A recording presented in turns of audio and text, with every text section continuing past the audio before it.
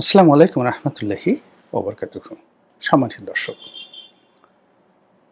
শেখ হাসিনার রাজনৈতিক গুরুত্ব কেমন, কেন ঘুরে ফিরে আমরা তার কথা আলোচনা করছি? তার স্বর্ণভাণ্ডার, তার অর্থভাণ্ডার, তার বাসভবন, তার বিলাস ভ্রমণ, তার প্রাতঃভ্রমণ, কিংবা তিনি যে বৈকালিক ভ্রমণ করেন দিল্লির লোদি গার্ডেনে, কেন আমরা এগুলো নিয়ে এত আলোচনা করছি? কেন তাকে আমাদের চিন্তা চেতনা থেকে বাদ দেওয়া যাচ্ছে না? কেন তিনি আমাদের ভয়, আতঙ্ক, প্রেম, ভালোবাসা, শ্রদ্ধা, একটা বিশাল জনগোষ্ঠীর মধ্যে যে রসায়ন তিনি তৈরি করে রেখেছেন, সেই রসায়ন থেকে আমরা কেন বের হতে পারছি না? এখন যারা ক্ষমতায় আছেন তারা কেন শেখ হাসিনার যে, যাকে বলা হয় তার বেঁচে থাকা, তার নিরাপদ থাকা, ভারতে বসে তার কথাবার্তা বলা, বিভিন্ন টেলিভিশনে গিয়ে, পত্রপত্রিকাতে যে অডিও ফুটেজ বা লিখিতভাবে বক্তব্য দেওয়া, এটা কেন বর্তমান সরকারের জন্য একটা বিরাট হুমকির কারণ হয়ে দাঁড়িয়েছে?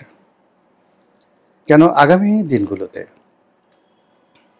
সেটা বিএনপি বলেন, জামাত বলেন, এনসিপি বলেন, যারা ক্ষমতায় আসবে, তারা আওয়ামী লীগের নাম শুনতে পাচ্ছে, বা রিফাইন্ড আওয়ামী লীগের কথাও তাদের অনেকের কাছে গ্রহণযোগ্য।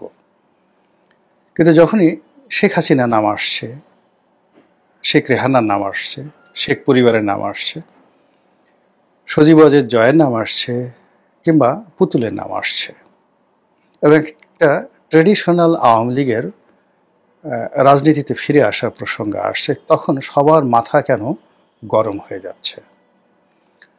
এই বিষয়গুলো যদি আপনাকে বুঝতে হয়, এটা নিঃসন্দেহে সরকারের যারা লোকজন আছে তারা তো বুঝেনি। আপনাকে আল মুকাদ্দিমা, বিখ্যাত একটি দার্শনিক বই, রাজনীতির ইতিহাসের, যাকে বলা হয়, এটিকে আপনি দ্য পলিটিক্যাল বাইবেল বলতে পারেন, রাজনীতির ইতিহাসের বাইবেল হিসেবে আল মুকাদ্দিমা এই গ্রন্থটিকে বিবেচনা করা হয়, যার লেখকের নাম ইবনে খালদুন। তো ইবনে খালদুন তার সেই বই থেকে, মানে এখানে আমি একটু জাস্ট শেখ হাসিনাকে বর্ণনা করতে গিয়ে 3টা বইয়ের ঘটনা বলি। দ্য হিরোডোটাসের দ্য হিস্ট্রিয়া বইটি, মানে ইতিহাস যদি আপনি না জানেন, আপনি কখনো ইনুস সাহেবকে চিনবেন না, শেখ হাসিনাকে চিনবেন না। ইলেন মাস্ককে জিজ্ঞাসা করা হলো যে আপনি তো ফিজিক্সের ছাত্র বা ফিজিক্স খুব ভালোবাসেন, তো একজন জিজ্ঞাসা করলেন যে আমার ছেলে কি ফিজিক্সে পড়বে কিনা, তখন সে বলল যে না, আপনার ছেলে যে সাবজেক্টই পড়ুক না কেন, তাকে যদি জীবনে সফল হতে হয় তাকে ইতিহাস পড়তে বলবেন। ইলেন মার্কসের কথা। ইতিহাস না পড়লে আপনি বুঝবেন না। কাজেই হিরোডোটাসের বইটা কেউ যদি রাজনীতি করতে চান, রাজনীতি বুঝতে চান, শেখ হাসিনা, ডক্টর মোহাম্মদ ইউনূস বা রাজনৈতিক যে সকল পলিটিক্যাল লোকজন রয়েছে তাদেরকে নিয়ে আলোচনা সমালোচনা করতে চান, এই বইটি শতবার পড়তে হবে, অ্যাগেন অ্যান্ড অ্যাগেন, এভরিডে। কেউ যদি আইন কানুন নিয়ে পড়তে চান, আইন কেন হয়, কিভাবে হয়, তাহলে দুটো বই তাকে পড়তে হবে। দুটো বই, মানে 1 নম্বর যেটা আছে সেটা হলো the first constitution of human history by Solon, Greek দার্শনিক সোলোন, যিনি পৃথিবীর ইতিহাসে প্রথম সেই সংবিধান রচনা করেছিলেন। সেটার প্রেক্ষাপট ইতিহাস এবং সেই বইটা পড়তে হবে। আর কোড অফ নেপোলিয়ন, এই বইগুলো পড়তে হবে। আর ইসলামী তাহজিব তমদ্দুন এবং এগুলো যদি পড়তে হয় তাহলে আপনাকে হিদায়া পড়তে হবে। হিদায়া, ইমাম মালিক রহমতুল্লাহ আলাইহে রচিত হিদায়া পড়তে হবে।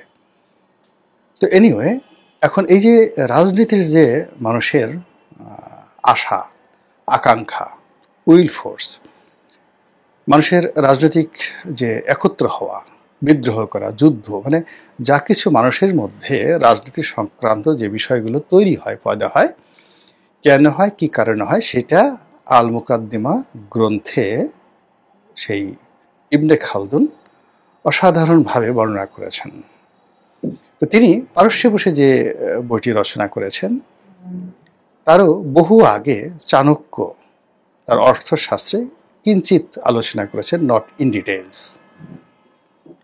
তারপর ম্যাকিয়াভেলির দ্য প্রিন্স তিনি আলোচনা করেছেন, কিন্তু এতটা সুন্দরভাবে নয়, ইন ডিটেইলস নয়।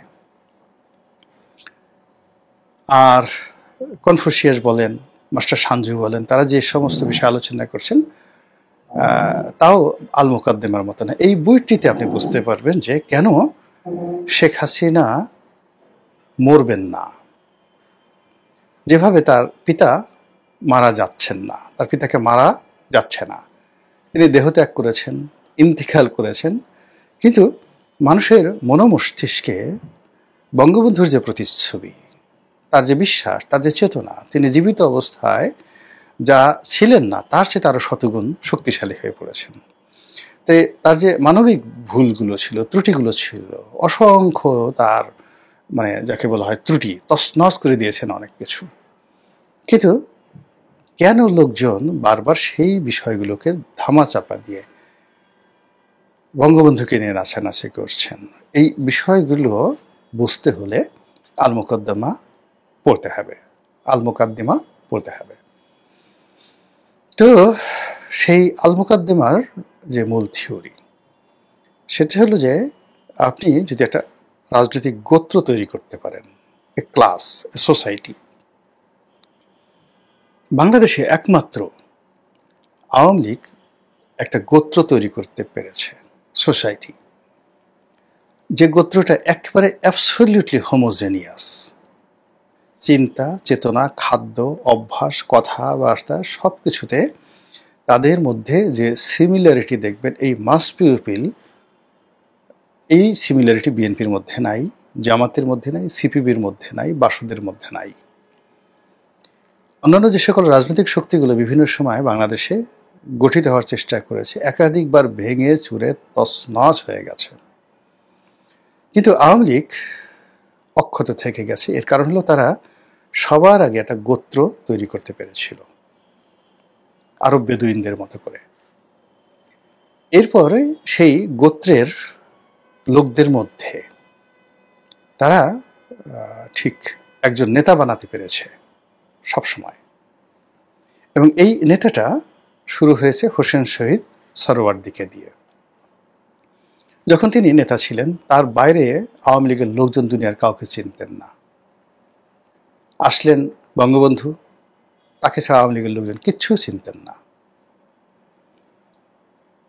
এরপরে যারাই আসছেন নেতৃত্বে বসছেন, সেটা জিল্লুর রহমান সাহেব হোক, আমিনা রহমান সাহেবা হন, জহুর তাজউদ্দিন হন, মানে আওয়ামী লীগের নেতৃত্বের শীর্ষ পর্যায়ে যারা বসেছেন প্রেসিডেন্ট অথবা সেক্রেটারি রূপে, এই পুরো যে গোত্রের যে প্রীতি, যেভাবে তারা গোত্রটা গঠন করেছিল, এবং সেই গোত্র গঠনে আমি ডিটেলস বলবো, আমি জানি এই বিষয়গুলো, আমি যেহেতু এই বইটা পড়েছি আর আওয়ামী লীগের কর্মকাণ্ড দেখেছি, ওভাবে আসলে কেউ গোত্র জামাতও তৈরি করতে পারেনি।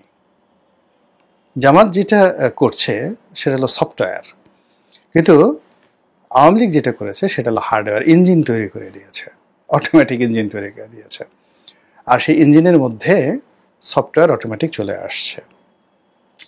তো গোত্রের যে নেতা, সে নেতা তৈরি করা হয়ে গেছে।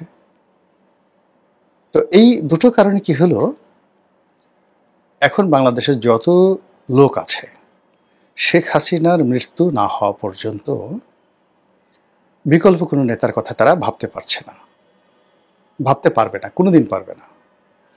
আর ভবিষ্যতে যে নেতা আসবে, আওয়ামী লীগের কোনো নেতা, সেটা এনি বডি হোক না কেন, সে কখনো শেখ হাসিনাকে অপমান করে, বঙ্গবন্ধুকে অপমান করে একটা মিনিট নেতৃত্বে থাকতে পারবে না, যদি তারা মরেও যায়। আর এই কারণে কি হলো, শেখ হাসিনার যে উপস্থিতি, এই উপস্থিতিটাই আওয়ামী লীগকে ঐক্যবদ্ধ রাখছে। তার যে বক্তব্য তার বিরোধী যারা লোকজন আছে তাদের কাছে খুবই বিরক্তিকর, খুবই বিধ্বংসী, এবং তারা অবাক হয়ে যায় যে আওয়ামী লীগের লোকজন মনে হয় সবাই মানসিকভাবে অসুস্থ, কিন্তু যারা আওয়ামী লীগ করে ওই শেখ হাসিনা যা বলছে সেটাই তাদের ভালো লাগছে। এবং এই যে দেখেন একটা গোত্র, এই যে বাউলরা ধরেন দিনের পর দিন হাজার হাজার বছর ধরে যখন থেকে বাউল এই সংস্কৃতিটা তৈরি হয়েছে, সেই ইমাম গাজ্জালি থেকে শুরু করে আজ অবধি, সেটা মাওলানা জালালউদ্দিন রুমি বলেন, অন্যান্য যারা বলেন, যে ধারাতেই যান, অলি আল্লাহ, পীর মাশায়েখ, বাউল, ফকির, সন্ন্যাসী, মানে তাদের মধ্যে যে মানে একটা যাকে বলা হয় ভাবাবেগ, মানে তাদের নেতা যা বলেন সবই ভালো। এটা একটা মানসিক রোগ বলেন, এটা প্রবৃত্তি বলেন, যা কিছু বলেন, আপনি এর বাইরে আপনি করতে পারবেন না, যেতে পারবেন না। আট্রসি পীর সাহেবের ধরেন 2 কোটি মুরিদ আছে, আপনি যতই সমালোচনা করেন না কেন, তাদের কাছে আট্রসি পীর সাহেব অলৌকিক ব্যক্তিত্ব। পীরজাদা মুস্তফা আমির ফয়সাল, জাকের পার্টির প্রধান, তিনি তাদের নেতা। আপনি এর বাইরে তাকে নিতে পারবেন না। আপনি চরমোনাইতে যান, এরপরে যাকে বলা হয় শর্ষিনাতে যান, একই অবস্থা। আরবিতে এটাকে বলা হয় এজহারে তাজাল্লুল। মানুষের মধ্যে সহজাতভাবে আনুগত্য প্রদর্শন করার জন্য যে প্রবৃত্তি থাকে, ওটাই এজাহারে তাজাল্লুল। এবং এই এজাহারে তাজাল্লুলের কারণে মানুষ বিভিন্ন গোত্র এবং সম্প্রদায়ে বিভক্ত হয়ে যায়। ধর্মীয় সেক্টরে যেমন বিভক্ত হয়ে যায়, কিন্তু রাজনীতির ক্ষেত্রে যে এজাহারে তাজাল্লুল, এটা এত মারাত্মক, যেই কারণে একটি রাজবংশ হাজার বছর ধরে পৃথিবী শাসন করছে। আজকে মোর দ্যান 2000 ইয়ার্স জাপানের সম্রাট, তার বংশ, সূর্য বংশ, জাপান শাসন করছে। আজকে 1000 বছর ধরে থিওডর রাজবংশ ব্রিটেন শাসন করছে। ইউরোপের প্রায় সব দেশে এরকম রাজতন্ত্র আছে 300, 400, 500 বছরের। তো এটা আপনি পরিবর্তন করতে পারবেন না। তো সেই দিক থেকে আওয়ামী লীগের যে স্থায়িত্ব, এটি ডক্টর মোহাম্মদ ইউনূস, আসিফ নজরুল, তারা কিয়ামত পর্যন্ত চেষ্টা করেও লাভ হবে না, পারবেন না তোমরা এই কাজ করতে। তো এই কারণে শেখ হাসিনাকে যে তারা দেখছেন, শুনছেন, প্রতিটি মুহূর্তে তাদের কাছে অসহ্য মনে হচ্ছে। কিন্তু অবস্থা হলো যে শেখ হাসিনা যদি এখন মারাও যান, ফাঁসি হয়ে যায়, জেল হয়ে যায়, ঘুরে ফিরে যিনি আসবেন না কেন, তিনি এই শেখ হাসিনার নীতি আদর্শ এইভাবেই করি তার এই এজাহারে তাজাল্লুলের, আওয়ামী লীগের নেতাকর্মীদের যে এজাহারে তাজাল্লুল, তাদেরকে যদি রাখতে হয়, ঠিক সেম কাজ করতে হবে। আপনি গিয়ে দেখবেন যে রাজনীতিতে যে একরুখা মনোভাব যা কিছু আছে, হোসেন শহীদ সোহরাওয়ার্দী, তারপরে মাওলানা ভাসানী, কিংবা বঙ্গবন্ধু শেখ মুজিবুর রহমান বা শেখ হাসিনা, 19-20 কোনো পার্থক্য নাই। শুধু আগের ঘটনাগুলো আমরা জানি না, এই জন্য শেখ হাসিনাকে আমাদের মনে হচ্ছে যে সে খুবই রুক্ষ, কিন্তু পরিস্থিতি সবার জন্যই সেম ছিল। এখন এই যে শেখ হাসিনা ভারতে বসে যা কিছু করছেন, এটা বর্তমান যারা সরকারে আছেন তাদেরকে কোনো অবস্থাতেই স্বস্তি দিচ্ছে না। তো সেক্ষেত্রে তারা শেখ হাসিনাকে দমন করার জন্য মামলা করছেন, শাস্তি দিচ্ছেন, একটার পর একটা শাস্তি দিচ্ছেন, একটার পর একটা চরিত্র হনন করছেন, একটার পর একটা দুর্নাম বদনাম দিচ্ছেন, তদন্ত করছেন, যেন মানুষ ভুলে যায়। এটা তারা যা কিছু করছেন সেটা হলো শেখ হাসিনার প্রতিপক্ষের জন্য এটা কার্যকর হবে। আর শেখ হাসিনার প্রতিপক্ষরা এরকম এগুলো কিছু না করলেও শেখ হাসিনাকে তারা ঘৃণা করত। এটাই তাদের এজাহারে তাজাল্লুল। শেখ হাসিনাকে ঘৃণা করার জন্য বাংলাদেশে, আওয়ামী লীগকে ঘৃণা করার জন্য বাংলাদেশের যে শ্রেণীটা আছেন, তাদের কাছে আপনি আওয়ামী লীগের প্রশংসা করেন বা আওয়ামী লীগের বিরুদ্ধে যা কিছুই করেন না কেন, কাজ হবে না। তারা আওয়ামী লীগ এবং শেখ হাসিনাকে ঘৃণা করবে। আর শেখ হাসিনার বিরুদ্ধে, আওয়ামী লীগের বিরুদ্ধে যত কথা বলেন না কেন, দিন শেষে ওই যে এজাহারে তাজাল্লুল সম্পন্ন দেশের 7 কোটি মানুষ যারা আওয়ামী লীগ করে, তাদের এই আওয়ামী লীগের জন্য, নৌকার জন্য, শেখ হাসিনার জন্য, বঙ্গবন্ধুর জন্য, শেখের জন্য, জয়ের জন্য, পুতুলের জন্য, রেহানার জন্য, শেখ রেহানার জন্য, সবার জন্য পেট পুড়বে, নাভির মধ্যে চিনচিন করবে, বুকের মধ্যে ধকধক করবে, চোখে মুখে তারা স্বপ্ন দেখবে, আপার নাম শুনলে ফিট পড়ে যাবে, শেখ হাসিনা টেলিফোন করলে ভেউ ভেউ করে কান্নাকাটি করবে। এটা আপনি ফেরাতে পারবেন না। এখন এটা হলো মানে আল মুকদ্দিমার যে পলিটিক্যাল যে বাইবেল, সেটার মূল থিওরি। তো যেহেতু সেটা আপনি পারবেন না, তো কাজেই আপনি নিজের রাগ দমন করার জন্য, ক্রোধ প্রশমিত করার জন্য যে কাজগুলো করছেন, সেগুলোকে আপনি বুলেট আকারে যদি করতে চান, তাহলে শেখ হাসিনাকে ধরে আনতে হবে। তো শেখ হাসিনাকে ধরে আনার জন্য এখানে আপনি 7টি পন্থা অবলম্বন করতে পারেন। খুব সংক্ষেপে সেই কথাগুলো আমি বলছি, খুব সহজ সরল। সেটা হলো আপনি যেভাবে হেলিকপ্টার পাঠিয়ে তাকে ভারতে পাঠিয়েছেন হেলিকপ্টার দিয়ে, এখন একটা হেলিকপ্টার প্লেন দিয়ে আপনি নিয়ে আসতে পারেন, বলতে পারেন যে বাংলাদেশের আমরা আপনাকে দিয়েছিলাম, এখন আমাদের সেই শেখ হাসিনাকে ফেরত দিন। Policy number 1। পলিসি নাম্বার 2 হলো যে যদি আপনাকে সেটা না দেয়, আপনি এখন যেহেতু আমেরিকার পক্ষে আছেন, আমেরিকা যদি আপনাকে সাহায্য করে, তাহলে ওসামা বিন লাদেনকে যেভাবে এটা ইসরায়েলও পারে, মোসাদও পারবে এবং আমেরিকাও পারবে, সেটা হলো শেখ হাসিনার যে বাড়ি থাকে সেই বাড়িতে আপনি যে কোনো জায়গা থেকে মিসাইল দিয়ে নিখুঁতভাবে একেবারে শেখ হাসিনাকে মেরে ফেলতে পারেন। যেভাবে ইরানের প্রেসিডেন্টকে মারা হয়েছে, যেভাবে ইরানের সামরিক কমান্ডারদেরকে মারা হয়েছে ইসরায়েল থেকে দুর্নিয়ন্ত্রিত, এভাবে আপনি ক্ষেপণাস্ত্র নিক্ষেপ করে মারতে পারেন। আমাদের দেশে সে ধরনের ক্ষেপণাস্ত্র নেই, কিন্তু যদি আপনাকে আমেরিকা ভালোবাসে, মোসাদ ভালোবাসে, আপনি হয়তো এই টেকনোলজি দিয়ে আপনি কাজটি করতে পারেন, এমনকি হয়তো পাকিস্তান এই কাজটি করতে পারে। গেল 2।